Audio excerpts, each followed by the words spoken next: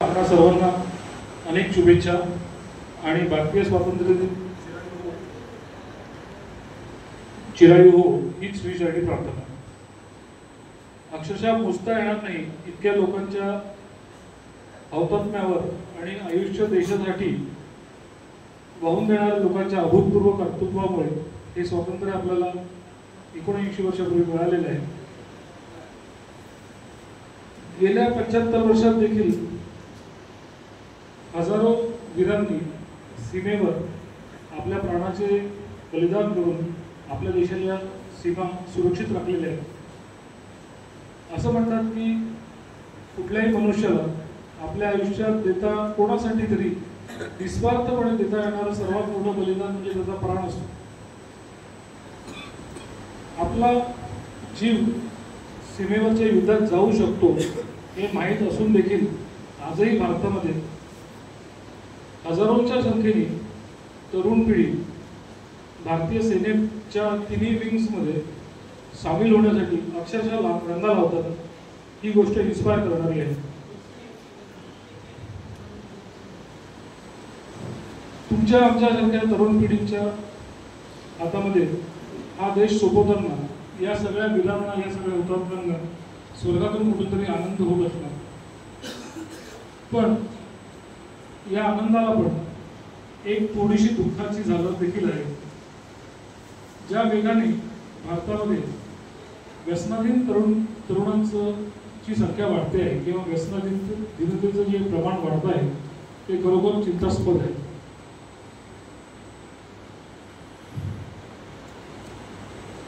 दुर्दैवाने भारतामध्ये सध्या व्यसनाधीन होण्याच्या वयाची सुरुवात ही फक्त अवघी 10 वर्षाची झालेली. 10 वर्षाची बालकं, आपण बालकच त्यांना म्हणू शकतो. 10 वर्षाची मुलं व्यसनांकडे जेव्हा वळतात, सिरियस ॲडिक्ट होण्याच्या व्यसनांकडे जेव्हा वळतात, ती गोष्ट अतिशय चिंताजनक, काळजीची आणि अकल्पनीय आहे. आणि या ऱ्हासाला हे जे काय सध्या घडत आहे त्या ऱ्हासाला मी स्वतः आणि माझी पिढी जबाबदार आहे हे मी स्वतः मानतो. आपण हे मान्य करून घ्यायला पाहिजे की आपल्या शेवटी येणारी पिढी पण आपण जे काय करतो ते बघून शिकत असतो. सुदैवाने आपल्याकडे आपण त्याला वेस्टर्न इंडियामध्ये परिस्थिती अजूनही पंजाबसारखी हाताबाहेर गेलेली नाही. आपल्या भागामध्ये आईबाबा फाउंडेशन सारखं आधुनिक सुविधा, आधुनिक उपचार पद्धती आणि अतिशय कुशल आणि खूप जास्त वर्षांचा अनुभव असलेले समुपदेशक यांना सोबत घेऊन चालवणारी संस्था आहे. या सगळ्या लोकांची मदत घेऊन आपल्यासारखी अत्यंत गुणवंत लोक या व्यसनाच्या वेगातून नक्कीच बाहेर पडू शकतात. एखाद्या व्यसनाधीन व्यक्तीने जर मनापासून काही करायचं ठरवलं तर ते त्याला अजिबात अशक्य नसतं. कारण मुळात आपण आपल्या परिवाराचे, आपल्या मित्रमंडळींचे, आपण ज्यांना ईश्वर मानतो त्या ईश्वराची लाडकी लेकरं आहोत. जर तसं नसतं तर आपल्यासारख्या लोक आपल्याला या उच्च शक्तीने एवढे जास्त कलागुण हे दिलेच नसते. कुठल्या ना कुठल्या इथे बसलेल्या प्रत्येक व्यक्तीमध्ये एक स्पेशल टॅलेंट आहे जे सर्वसामान्य लोकांमध्ये सहसा सापडत नाही. आजच्या या पावन दिवशी आपण या व्यसनाच्या पारतंत्र्यातून बाहेर पडण्याचा एक निर्णय करूया, निर्धार करूया, एक पक्का निर्धार करूया.